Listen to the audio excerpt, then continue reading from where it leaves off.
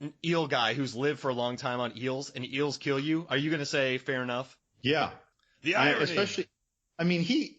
He was finding nice old people who were just trying to stay healthy, and he was even draining them with eels. Yeah. That's not right, Mark. Nope. That is not right. Go get the miscreants who are starting random bar fights down there in where were they, Switzerland or whatever. Go get those assholes and drain their life. Why are we taking the nice, well-to-do, polite old people who are just doing their best? And it's not right. Would you say that his activities were illegal? Oh, Mark. Yes. That's what I was going for. They were evil. Evil. Yeah. Oh, I love it. All right. So we're moving on. We're moving on to our fifth matchup, which are the alligators from the 2019 film Crawl, which I adore. Listen to the episode. And what's the best way to explain them? The kind of sirens, fish people from the 2017 film Cold Skin, who look beautiful, by the way, and I really like them. The guy Arturo Balsero, he designed them. He's also worked on Pan's Labyrinth. He did Devil's Backbone, and he did The Wolfman, which all look great. So a lot of talent behind there. So we have the kind of, I don't know, fish people, like aquatic creatures with intelligence versus alligators in the wonderful $15 million movie Crawl, directed by Alejandra Aja. So, John, you love Cold Skin. You want to kind of talk to me why you included these creatures? And I want to give you one cool thing, and I know you know this, but in there, the one of the creatures is named Aneris, and that's Sirena backwards. I did not notice that. Yeah. I did not know that. That's okay. Yeah. I thought it just because Aranis is a flower in Spanish. I just thought she was like flower that you eat, not like a flower that blooms. So okay. First off, I love that movie. And these fish people, what makes these fish people different is that most of the time we talk about fish people, we talk about Hellboy, we talk about Creature from the Black Lagoon, we talk about Screamers or That Is Island of the Fish People. Those are ichthyoid humans that are very monstrously fish-like. Whereas in this movie, these almost look like a race that you would see living next door to the Gunkins or living next door to Aquaman, right? Like these look they're so human. They're like the Star Trek race equivalent of looking so human with just these subtle, I mean, not subtle, but with these ichthyoid features, right? And again, even though this is not credited to any H.P. Lovecraft story, I associate these very strongly. I'm just assuming the inspiration, again, of Deep Ones from H.P. Lovecraft's work. These kind of minions that are created, kind of like in Screamers, that would then serve Dagon, this kind of large sea Lovecraftian demon. So I really like them. They were very humanized towards the end. It was weird, the relationship in there, but I like them. Crawl. So Crawl was neat. What's neat about this too is that it's a lot versus a lot. I don't know where they're saying this was in Florida, not far from me, by the way. They seem to think that alligators are like schoolfish. Like there are a lot of them and they're all big, and most alligators I'm not actually that afraid of on land. Like I'm like, that thing would really hurt me, but I'm going to get away. Like, they're not, those are big gators in that movie. They were alligator in the sewer gators. I like that this movie, they show a gator farm that the storm probably wiped out and a bunch of huge gators who are used to humans got loose. I don't know if that's the case, but I don't know if you know about the python. And that can give good credence to the numbers, right? And Aja even said, he's like, listen, this is a movie about alligators killing people. It's not the most realistic thing, but he also said that he went out of his way to make them as realistic as possible. He wanted them to be, okay, one thing I'd like to is, I'm not making a movie about dinosaurs. I'm not making a movie about monsters you've never seen. So I want to show these gators a lot. And in this movie, you get a lot of gator scenes. And that makes me really happy. And also, I'm going to write an article about it because I've been watching it a lot. And we have a podcast, we have an episode about it. I've written a lot about it. But I love all the bird's eye view shots. I think they use these beautifully in this film. When the gator's swimming between the father and daughter. In the bathroom when the gator attacks. I think this movie employs bird's eye views beautifully. And I just like how there's really nothing, okay, there's nothing like, these are just gators. There's not the gator that wants to get revenge on somebody. There's not the gator that wants to, it's not malevolent. They don't want to do this. And one guy who worked on it, his name's Dickon Mitchell. He also did King Arthur, he worked on. He's a guy who does a thing called Robo-Moco, which is robotic motion control systems. And so he's worked on Aladdin, Wonder Woman, Wolfman, King Arthur, Jupiter Ascending. This guy has worked on some of the biggest films ever. And on this $15 million budgeted movie, they were able to get him in here. And there are some gator shots that are definitely CGI, but I love how the gators move in this. I grew up in Florida. I saw gators all the time. I canoed with them. But watching the gators move in this, obviously it's a movie, but I dug it. I love them. I like the simplicity of it. I think Aja is a beautiful director. I thought he did a great job with The Hills Have Eyes, with Piranha 3D. And I like the story about this, but mostly I love the gator. I don't know, man. Give me a gator movie. Gator. Yeah, I remember seeing some criticisms about this movie because they thought the gators were too fast. I don't mean land speed. I mean they're just whipping actions. And what's funny is just a couple days ago, I had met my uncle for lunch at a place in Tampa that has this artificial pond nearby, but over time alligators end up everywhere. There's a sign that said, beware of alligators, whatever. And I'm just looking in there to see if there are any, and I spooked a gator. And that thing was all out of the water. And it was like a blink. It's like that thing, you'd think that it had a rope around it and someone yanked it in. It was so fast. It wasn't big. It was probably only like 5 or 6 feet long. But still, like, they have a striking speed to them. I mean, they explode. I guess I'm not comparing them to, if you look at their brethren, the crocodile, you watch them grab a wildebeest from the water. I mean, these things are meant to sneak up on you and explode.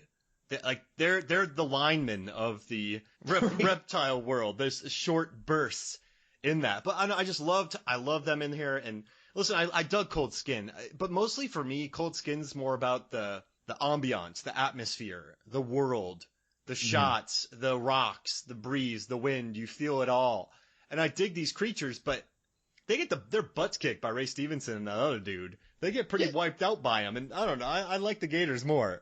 As a species, the cold-skinned deep ones seem to pack no actual menace outside of just their numbers, because they are like World War Z free-running, climbing up the lighthouse that he's in to try and get to him.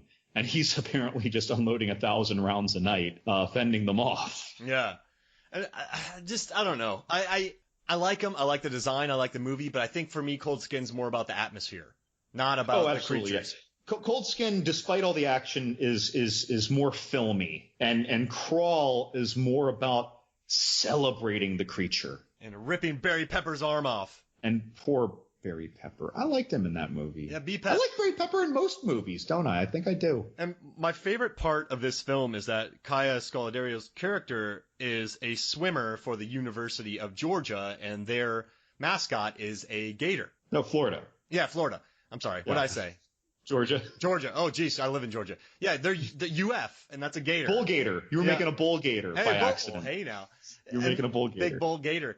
But bull, yeah, all right. But gators can be like bulldogs if they get a hold of you. But I love it makes me laugh. A UF swimmer gets attacked by just a fleet of gators. It's so out there, and I dig it. And this is a $15 million movie, man, that looks beautiful.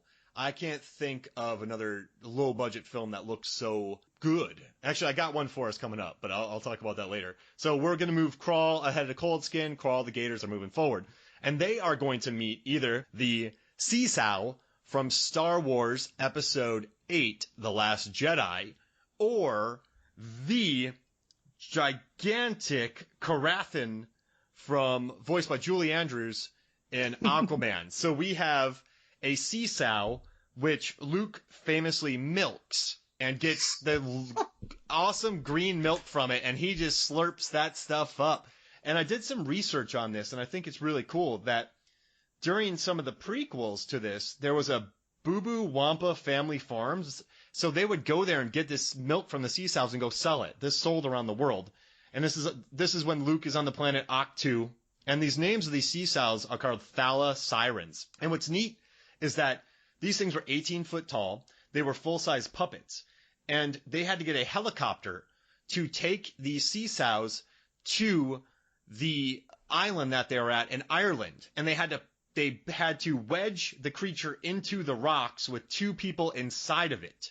So they had to, I just love that they had to fly these 18-foot full models to a craggly rock face so that Mark Hamill can drink green milk from it. But they're docile, they're chill. I don't know, how do you think they deal with that gigantic sea beast that we see for 3 seconds off the coast of Octu? I mean, that thing is massive. It is 2 times the whale size. I don't remember that thing. Yeah, it's a blink or you'll miss it. I don't even remember that. Yeah, I just watched that movie like a month ago. Yeah, it swims right by in the background. It's a blink and you'll miss it thing. But they got some predators in that. They have some predators in that sea.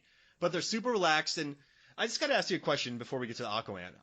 I did a post where I figured out how long it took Luke to get comfortable enough to drink the sea sow's milk. Because you don't just go to a planet you've never been on before, see a large sea beast, and just walk up to it and just start drinking its milk. So how many days, weeks do you think it took him to get comfortable? You're implying also for the creature to trust him, yes? Yes. Yeah, okay. So is he trying once a day? Well, here's the thing. Yes, he's trying once a day, but he goes with the caretakers probably in the beginning to watch them do it. So it gets familiar with him. And then they're like, we're not doing this for you anymore. You have to do it. So I wonder,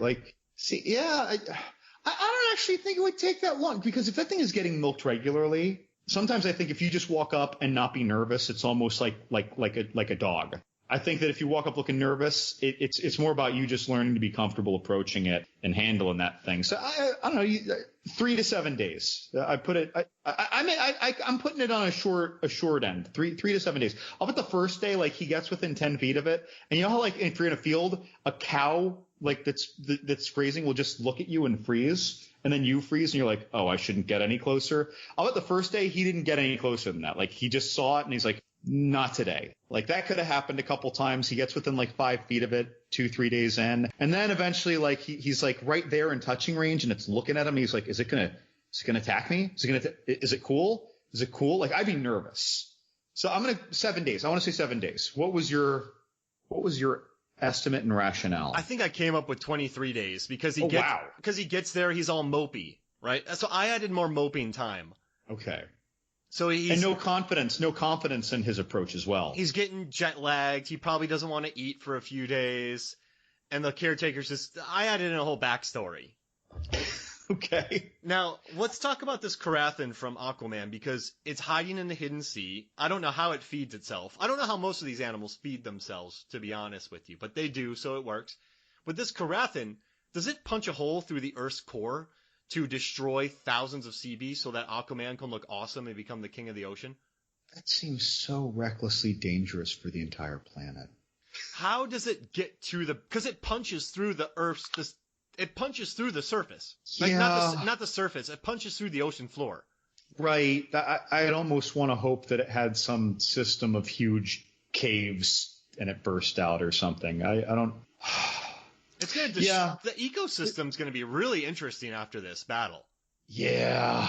Well, I mean, you even addressed separately that, you know, just like all the destruction from the tidal waves around the world. Like, that movie, people talk about, oh, Man of Steel, I can't believe how recklessly it destroyed the town. It took out a few buildings. Yeah. A few blocks. This is like miles of coastline across the planet, and that's where all the populations are. Exactly. Like, I don't mean miles like 2 or 3 miles either. That was, how big was that tidal wave? That thing was like half a mile high. Well, and also it hit the entire Atlantic coast.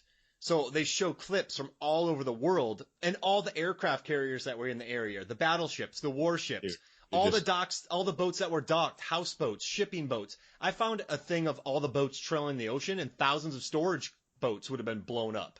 So I love it, though, because that's the 40th craziest thing in Aquaman. That's why I kind of like it. Imagine also the dissemination of all of the debris on those boats. Yeah. Like, this is just all of the fuel on those boats that will eventually be loosed, even if it